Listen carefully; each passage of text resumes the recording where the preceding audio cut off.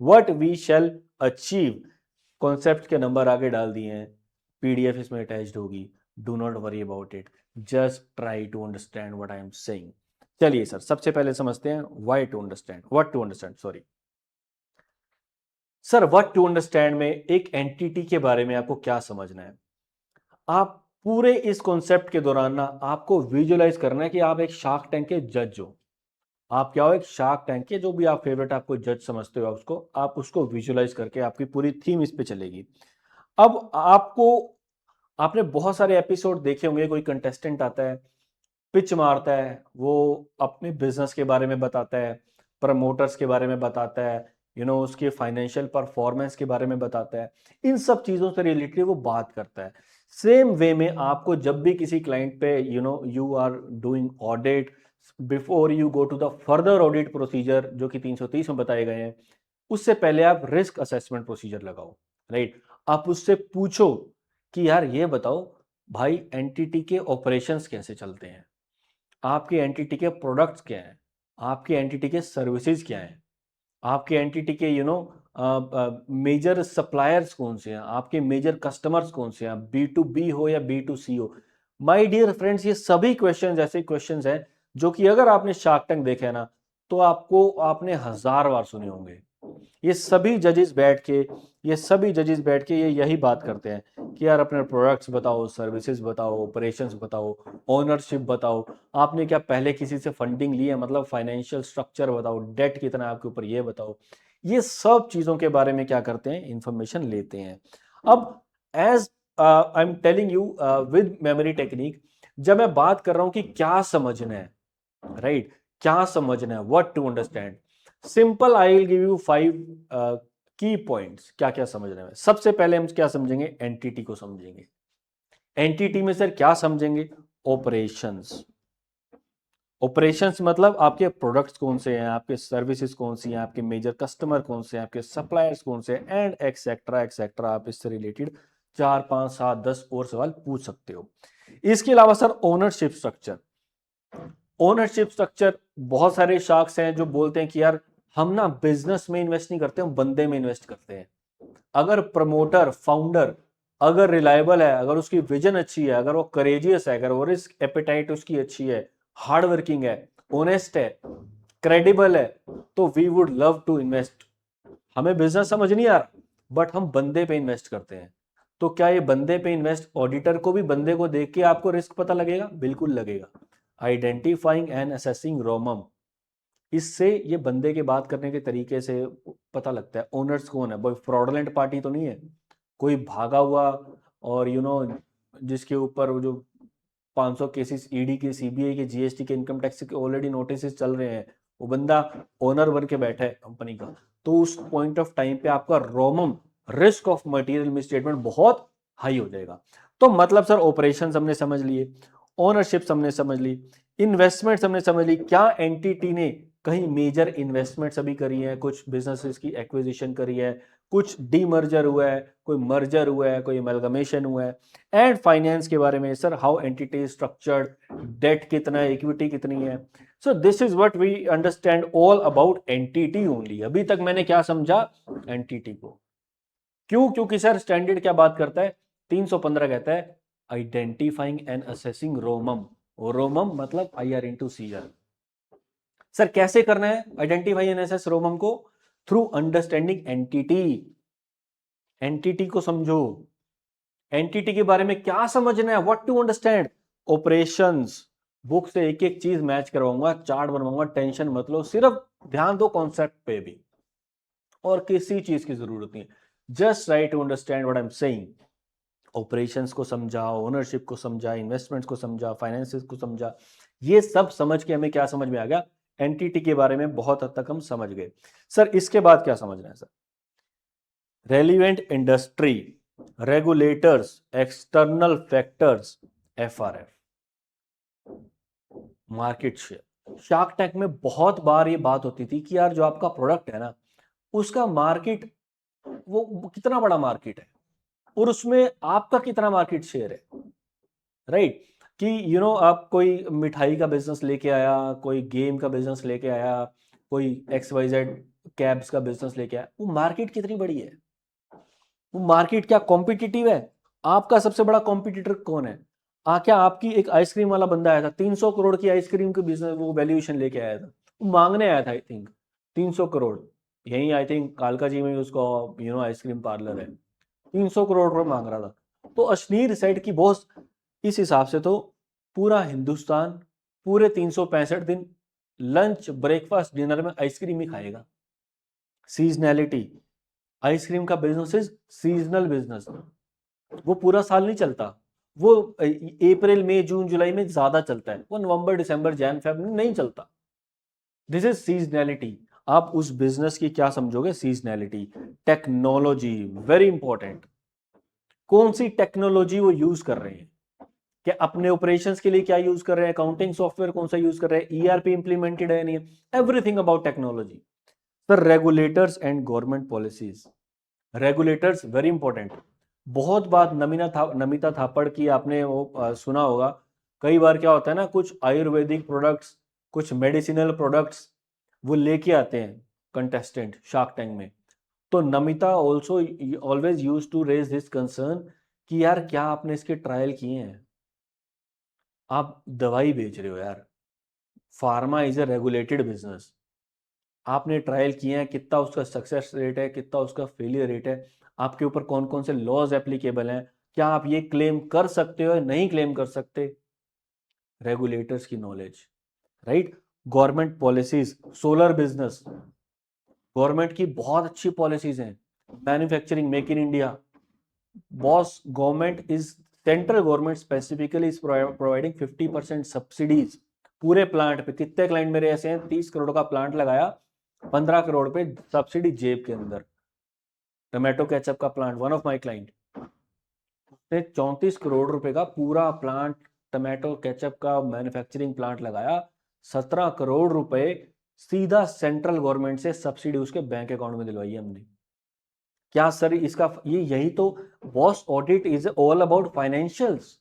आपको 17 करोड़ की गवर्नमेंट से सब्सिडी मिली है, ऑडिटर की सबसे बड़ी रिस्पॉन्सिबिलिटी है बॉस, इसको करेक्टली रिकॉग्नाइज करना, मेजरमेंट करना, डिस्क्लोजर्स करना, राइट।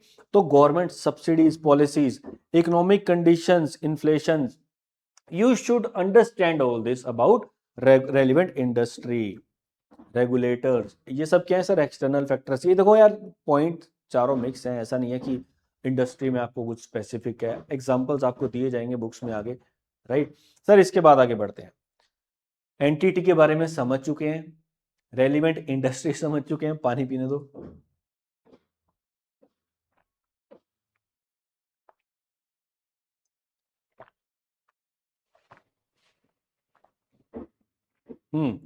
ऑब्जेक्टिव्स एंड स्ट्रेटजीज, आपके क्लाइंट के ऑब्जेक्टिव्स एंड स्ट्रेटजीज क्या है? ऑब्जेक्टिव्स एंड स्ट्रेटजीज से ही रिलेट क्या करता है मेरा बिजनेस रिस्क, और अगर बिजनेस रिस्क ज्यादा है तो उसके फाइनेंशियल कॉन्सिक्वेंसेस भी भुगतने पड़ सकते हैं, तो उनको एड्रेस करना जरूरी है। अगर ऐसी ऐसी स्ट्रेटजीज क्लाइंट बना के बैठा है कि यार पहली एक तो बट्टा नेगेटिव है, अभी और डेट लेके कुछ ऐसी कंट्रीज में वो जाके इन्वेस्ट कर रहा है, और बॉस जहां पे सुपर फ्लॉप होने के चांसेस बहुत ज्यादा सुपर ही हैं, और अगर ना चला तो इट इज पॉसिबल कि उसका गोइंग कंसर्न भी इंपैक्ट हो जाएगा, पता नहीं वो बिजनेस आगे चले ना चले। पोजीशन ऐसी है कि अगर पैसा नहीं मिला तो बिजनेस आज ही बंद है। अब इस पॉइंट ऑफ व्यू से अगर आप देखो तो आपकी पूरी ऑडिट करने का अप्रोच बदल जाएगी यार, फाइनेंशियल स्टेटमेंट्स बनाने का अप्रोच बदल जाएगा मैनेजमेंट का, वो गोइंग कंसर्न खत्म हो जाएगा उसमें। तो वो पूरे फाइनेंशियल स्टेटमेंट्स की प्रेजेंटेशन, डिस्क्लोजर्स, रिकॉग्निशन, मेजरमेंट सब बदल जाएगी, और आपकी ऑडिट करने की अप्रोच भी बदल जाएगी। It is very important to understand objectives and strategies. क्यों?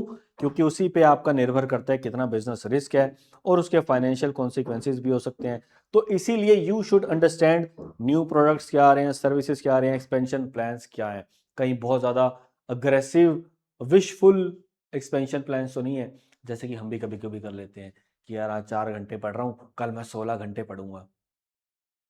ऐसे प्लान्स तो नहीं है, अगर ऐसे प्लान्स हैं तो आपको समझ जाना चाहिए क्लाइंट समझ गए तुम। चलिए सर, अकाउंटिंग पॉलिसी।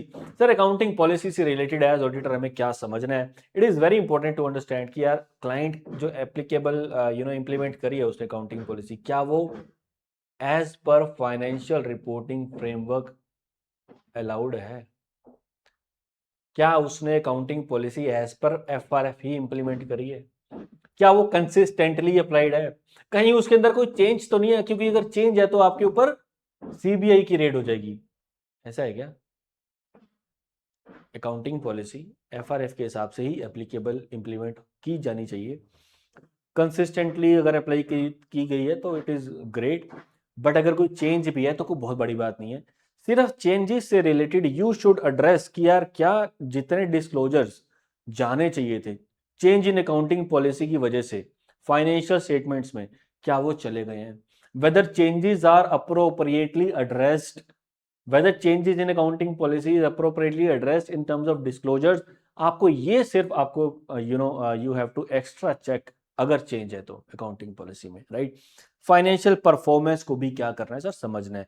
आप ईयर ऑन ईयर एनालिसिस कर सकते हो, क्या उसका कंपनी का प्रॉफिट बढ़ रहा है या बिल्कुल कम होता जा रहा है? क्या उसके अकाउंट्स रिसीवेबल यानी कि जो कस्टमर से पैसा लेना है वो बढ़ता जा रहा है, बढ़ता जा रहा है, घटता जा रहा है, घटता जा रहा है? अगर बढ़ता जा रहा है तो मतलब कि कंपनी के कस्टमर्स उधार माल उठा के बैठे हैं, कोई चांस नहीं है कि उसको देंगे पैसा वापस या नहीं देंगे। आपको equal provision for doubtful debt आपको क्रिएट करना पड़ेगा, एंड कंपनी की फाइनेंशियल पोजीशन और ज़्यादा वर्स्ट हो सकती है।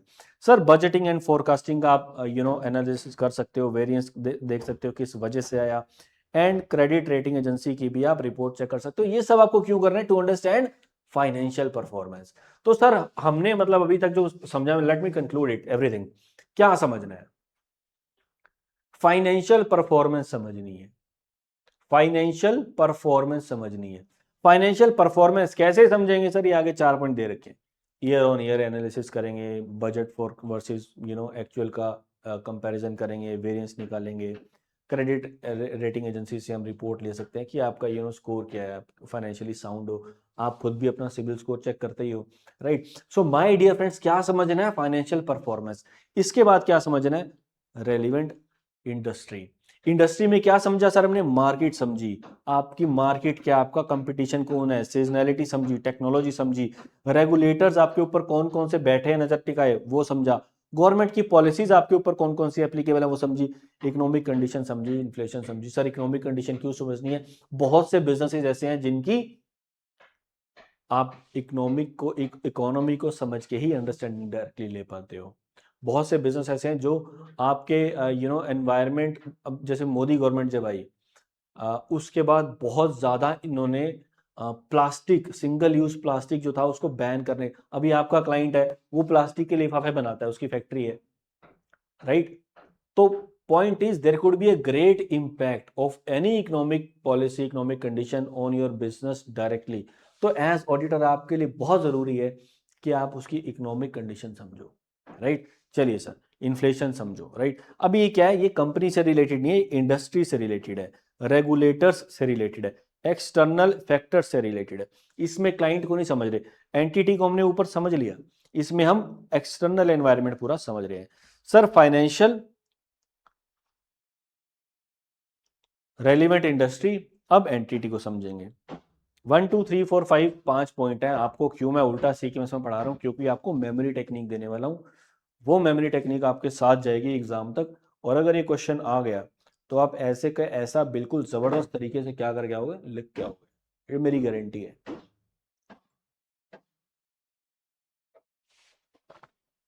चलिए सर, एंटिटी समझा। यार एक सेकंड, डिस्टर्बेंस आ रही है, एक सेकंड। हम्म, थोड़ी बहुत डिस्टर्बेंस है, आई थिंक साथ में कुछ कंस्ट्रक्शन और ड्रिलिंग हो रही है। प्लीज बियर विद दिस, ज़्यादा नहीं होगी, मे बी थोड़ी थोड़ी आवाज़ आ सकती है। चलिए सर, सबसे पहले हमने क्या समझा? Financial performance. सर उल्टा सीक्वेंस क्यों स्टार्ट किया? मेमोरी टेक्निक देने वाला हूं, ध्यान से समझो। सबसे पहले फाइनेंशियल समझे हमने, परफॉर्मेंस, फिर आर, आर से क्या समझा? रेगुलेटर्स कौन है, लेजिस्लेशन क्या है, एक्सटर्नल एनवायरनमेंट क्या है, everything about external environment, economic conditions, inflation. Sir उसके बाद हमने क्या समझ रहे हैं? एंटिटी। एंटिटी के बारे में क्या समझेंगे सर? उसके ऑपरेशंस को समझेंगे, उसके प्रोडक्ट्स क्या हैं, सर्विसेज क्या हैं, कस्टमर्स कौन है, सप्लायर्स कौन है, everything about operations. Then sir ownership, मालिक कौन है। Then sir investments. Then sir क्या कंपनी में कुछ मर्जर्स, एक्विजिशंस, डीमर्जर हुए हैं, how this is entity is finance, कितना डेट है, कितना इक्विटी है, एवरीथिंग अबाउट दैट। बुक से भी पढ़वाऊंगा, do not worry. R E, उसके बाद सर पॉलिसी पे आ जाओ। पॉलिसी से रिलेटेड क्या policy as per applicable FRF implement करी है? सर अगर करी है तो बहुत अच्छी बात है। चेक करो कहीं उसके अंदर कोई चेंज तो नहीं है। चेंज है तो क्या सर एफआईआर आ जाएगी? नहीं होगी। सिर्फ चेक करो कि चेंज से related, change in accounting policy से रिलेटेड जितने भी डिस्क्लोजर चाहिए थे वो कंपनी ने रिस्पॉन्सिबिलिटी से के साथ अपने फाइनेंशियल्स में एड्रेस किए हैं या नहीं किए हैं, राइट। ओ से क्या था सर? Objectives and strategy. क्या कंपनी के ऑब्जेक्टिव्स एंड स्ट्रेटजीज हैं, उससे रिलेटेड क्या बिजनेस रिस्क है, क्या उसके फाइनेंशियल कॉन्सिक्वेंसेज हो सकते हैं। एग्जाम्पल के तौर पे आप ले सकते हो new product services expansion plan. So my dear friends, जो मैंने आपको पूरा स्टैंडर्ड का एक फ्लो बताया कि स्टैंडर्ड बोलता है देखो यार रिस्क बेस्ड ऑडिट करना है। अब रिस्क बेस्ड ऑडिट करने के लिए you have to first know कि आपको आइडेंटिफाई एंड असेस करना है रिस्क। अगर रोमो में आइडेंटिफाई असेस करना है, वो भी आपको अंडरस्टैंडिंग लेके करना है। आपको पता होना चाहिए कि आपने क्या समझना है। तो क्या समझना है का आंसर तो हमें मिल गया। हमें क्या समझना है? क्लाइंट की फाइनेंशियल रेपो समझनी है। क्या समझनी है? वही फाइनेंशियल रेपो जो शार्क टैंक में जजेस शार्क समझते हैं कंटेस्टेंट से रिलेटेड। फाइनेंशियल रेपो मतलब एफ से फाइनेंशियल परफॉर्मेंस, जिसके अंदर आएंगी चीजें around budgeting, variance analysis, key performance indicators, key ratios. Then आपने और एग्जांपल समझे क्रेडिट रेटिंग एजेंसीज की reports. Then year on year आपने जो एनालिसिस किया, एवरीथिंग अबाउट फाइनेंशियल परफॉर्मेंस। फिर से समझो, financial repo is a memory technique. सबसे पहले क्या समझना है? Financial performance. आर से क्या समझना है? Regulators, external environment, legislations, right, external environment, economic conditions, financial reporting framework. मतलब इसके अराउंड जितनी चीज, एग्जांपल के तौर पे आप मार्केट समझ सकते हो, कंपटीशन समझ सकते हो, राइट।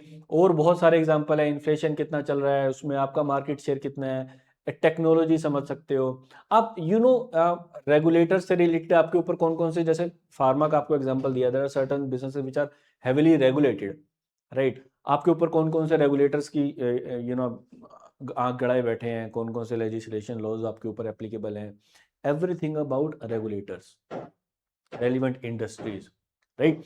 फाइनेंशियल परफॉर्मेंस हो गया सर, आर से क्या होगा? रेगुलेटर्स हो गए, रेलिवेंट इंडस्ट्री होगी। ई से क्या समझना sir? Entity, products, services, operations, everything, finances, investments, everything about entity.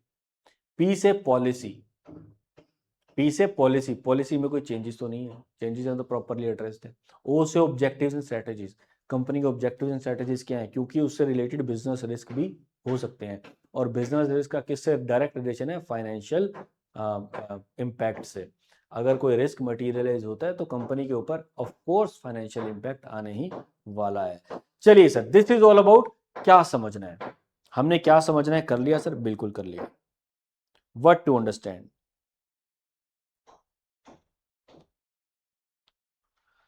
what to understand में concept number 2.2 and 2.10, let me give you a walkthrough.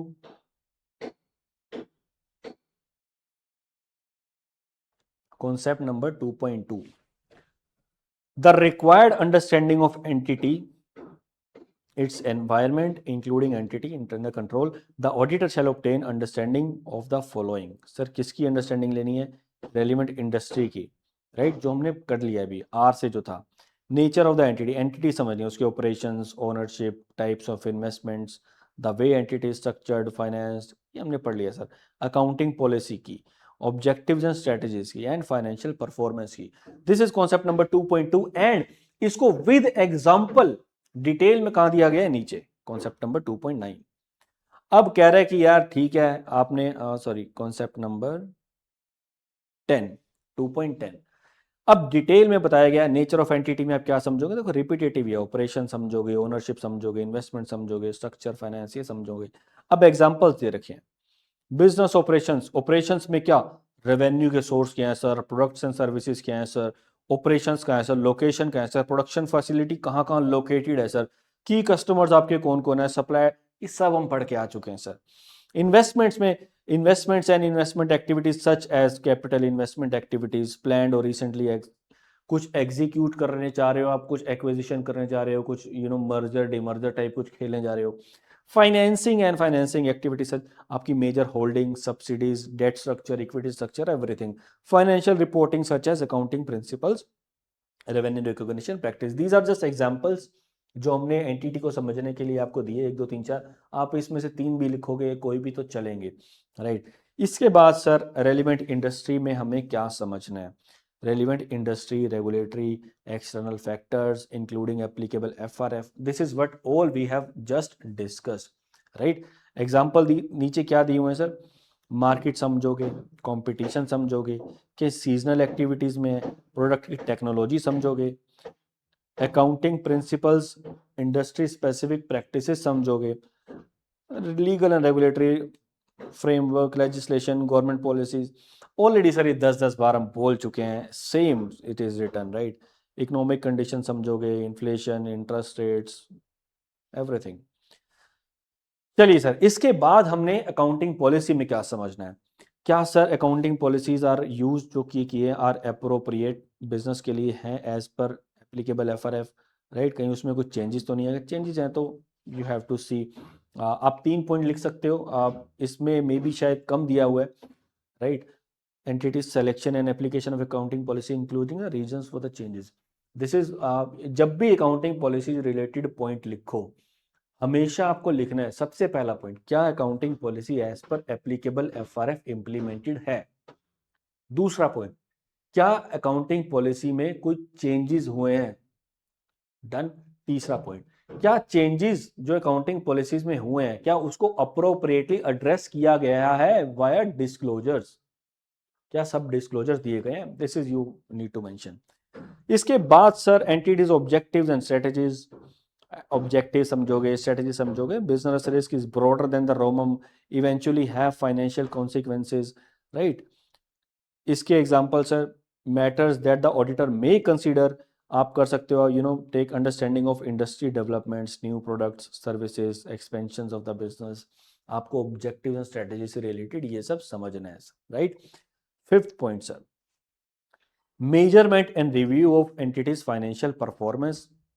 Financial repo में फाइनेंशियल सबसे पहला पॉइंट यही था सर, राइट। इसके भी कुछ एग्जांपल्स दिए गए हैं सर, जैसे की performance indicators, key ratios, trends, right.